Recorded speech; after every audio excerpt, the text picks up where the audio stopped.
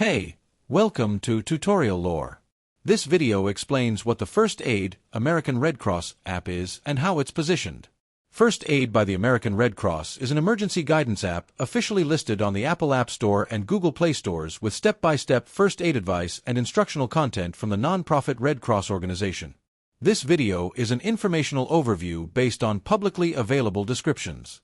It does not guarantee app performance or user satisfaction, which can vary based on individual experience and updates.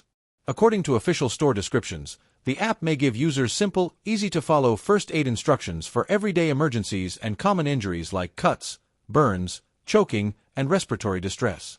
This app may be useful for people who want to have trusted first aid guidance from the Red Cross at their fingertips without needing internet access, as content loads offline.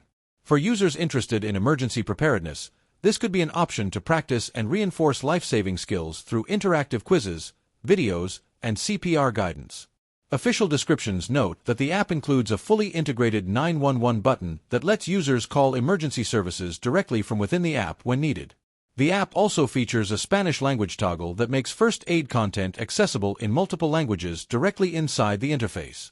According to the Red Cross and App Store listings, the Emergency Hospital Finder tool may help locate the nearest medical care location based on device location. The official listing categorizes the app under health and fitness and shows support for both iPhone and iPad with English and Spanish languages available.